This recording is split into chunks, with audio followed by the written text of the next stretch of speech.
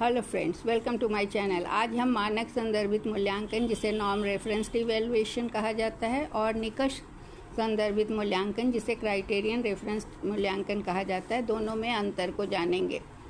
दोनों में अंतर है कि मानक संदर्भित मूल्यांकन में छात्र की उपलब्धि की तुलना उसी समूह के अन्य छात्रों से की जाती है, जो कि उम्र के आधार पर हो सकता है, या क्लास के आधार पर, या लिंग के आधार पर होता है। अर्थात 8 क्लास के छात्रों के समूह में अन्य छात्रों से उसकी तुलना की जा सकती है, या उसकी उम्र के हिसाब से, या लड़का है तो लड़के लोगों के बीच में तुलना की जा सकती है। जबकि निकष संदर्भित मूल्यांकन में छात्र की उपलब्धि को पहले से तय मानकों या उद्देश्यों के आधार पर आंका जाता है, चाहे अन्य छात्र कैसा भी प्रदर्शन करें। मानक संदर्भित मूल्यांकन में छात्र के प्राप्त अंकों की तुलना अन्य छात्रों के अंकों से की जाती है। परिणाम प्रतिशत, रैंक या वितरण के रूप में होते हैं, जैसे बेल कर्व। इसका उद्देश्य छात्रों को रैंकिंग देना या चयन करना होता है। उदाहरण के लिए SAT, IQ टेस्ट इत्यादि।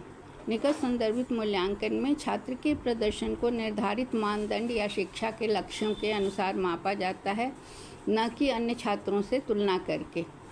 परिणाम प्रवीण, माध्यम या प्राप्त प्रतिशत जैसे होते हैं। इसका उद्देश्य किसी विशेष स्किल या नॉलेज की प्रवीणता को मापना है।